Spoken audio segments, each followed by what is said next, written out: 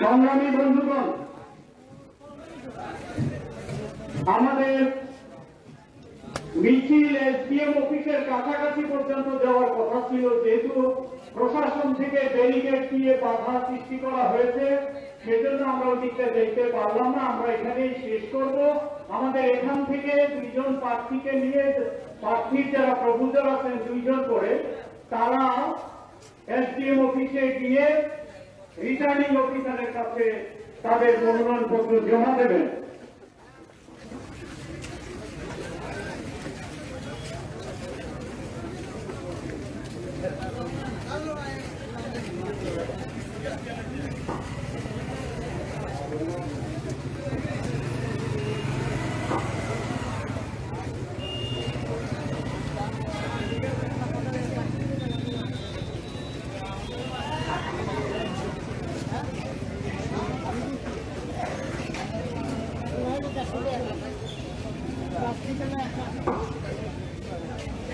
কংগ্রেস অফিসে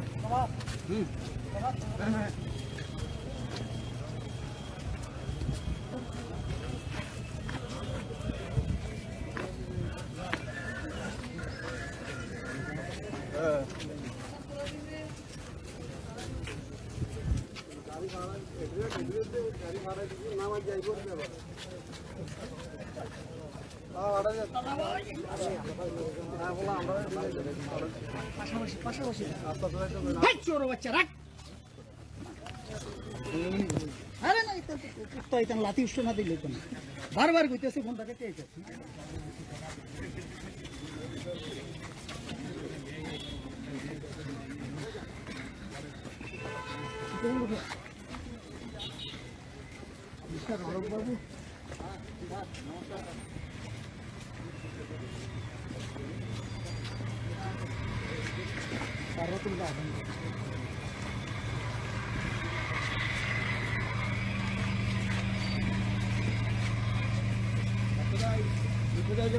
আবার দিতেছে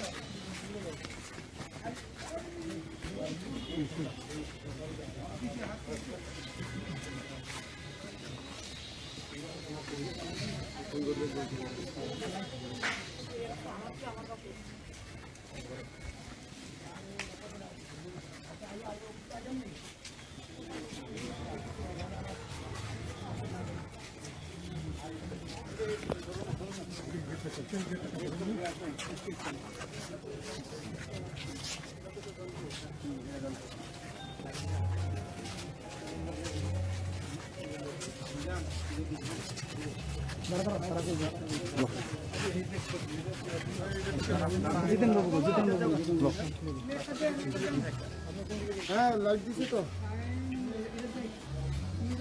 ক্যামেরাটা কি পেয়ে গেছে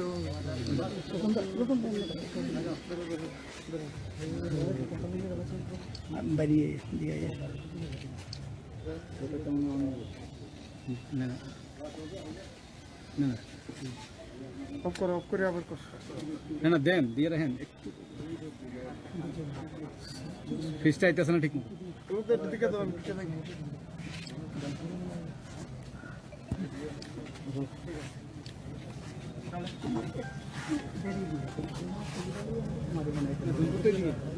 ধনপুর এখানে এই জায়গা হলে এটা আগে বলে দিব আলাদা তুমি দেবো আমি দেবো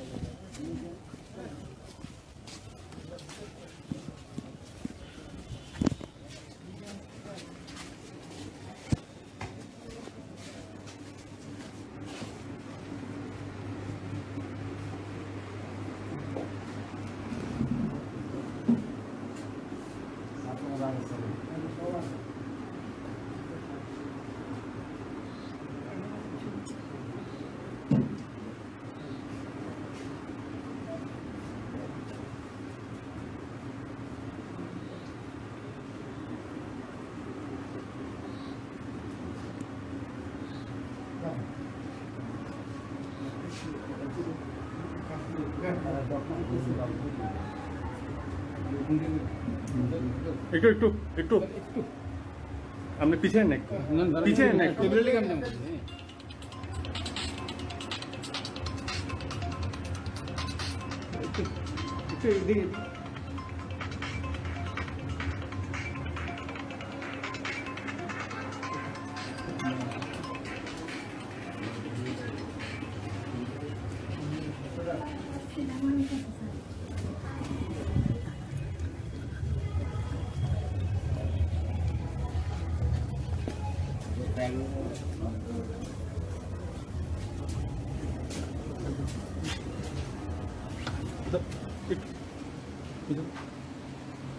একটু একটু একটু স্যার একটু